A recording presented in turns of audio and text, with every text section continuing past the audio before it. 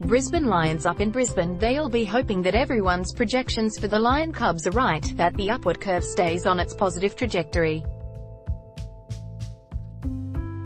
In terms of personnel, Brisbane devotees will be banking that the departure of Dayne Beams will be easily offset by the arrival of the unexpected Brisbane Lachie Neale. Lachie Neale in his time at Fremantle. Credit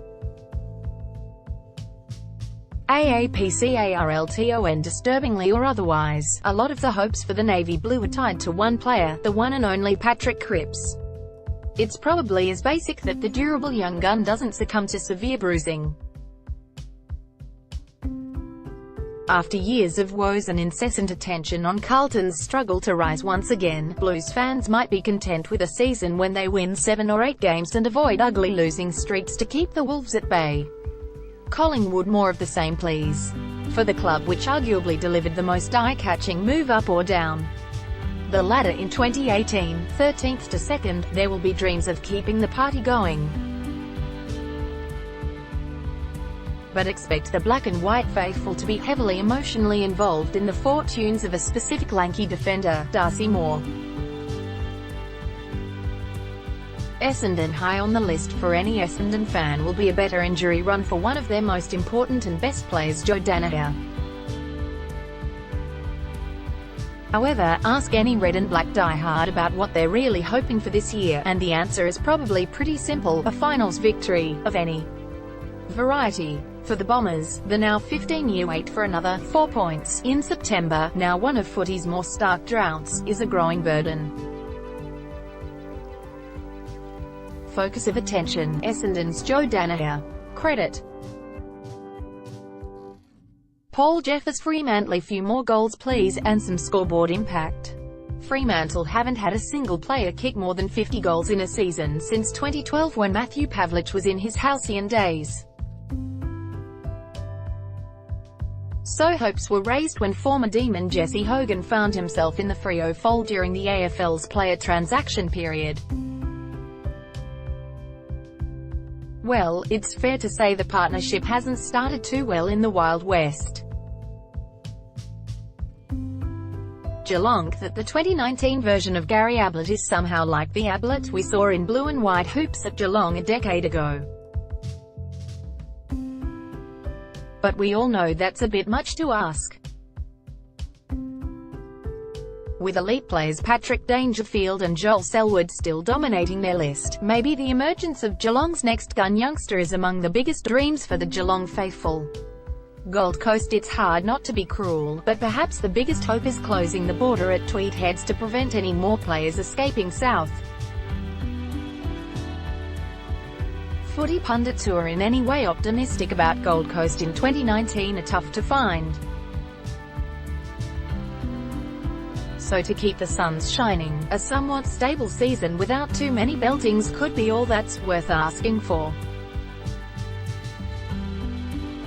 Greater Western Sydney. That often discussed premiership window is firmly open and not already closed for the winter. With softened expectations, hopes for the GWS hardcore now with 7 AFL seasons behind them look pretty simple. A solid season, another finals berth, and, come August, jockeying nicely for a crack at a premiership. Hawthorn. It's easy to forget that the Hawks ended last year's home and away season in the top 4. They exited September ingloriously in straight sets to leave many question marks hanging over their heads. But their most significant moment in 2019 may have already happened with the broken leg suffered by Tom Mitchell in January.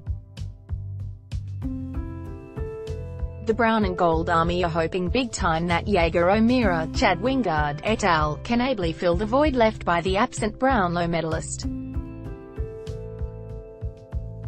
Melbourne's Demons copped the rudest of all awakenings when they were humiliated by West Coast out west in the preliminary finals. For a team on the rise, the jury is out whether there will be any lasting damage to their psyche. Long-suffering Melbourne fans will be hoping against hell that any psychological pain inflicted on the playing group is simply temporary.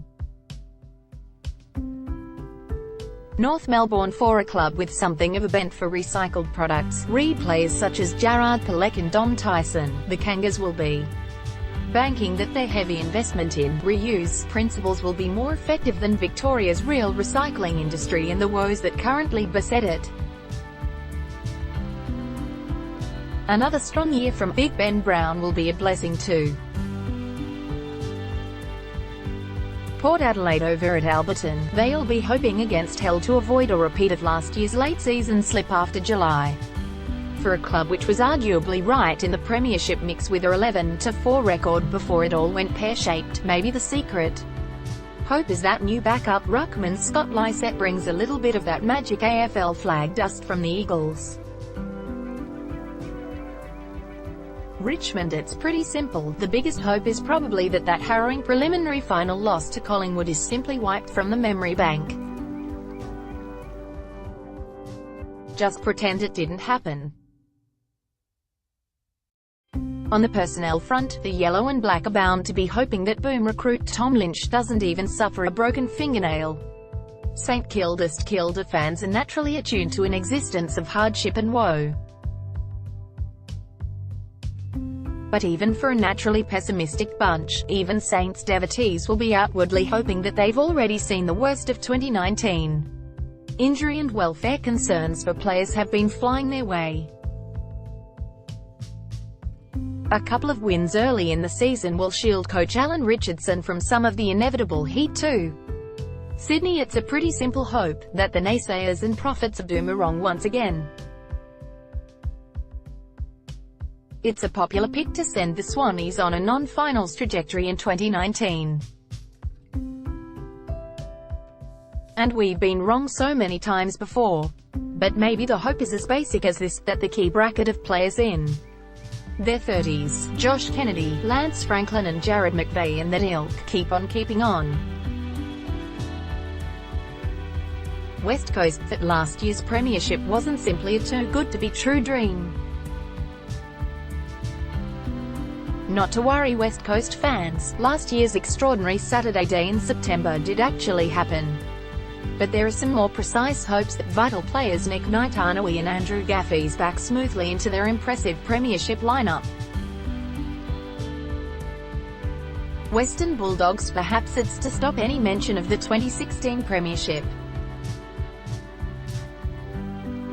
One of the most glorious moments in the club's history is better being just that, one for the history books. Doggies devotees will be banking on a solid season, maybe one where they'll somehow be more easily in the mix for one of those desperately sought-after final spots, even on the lower rungs.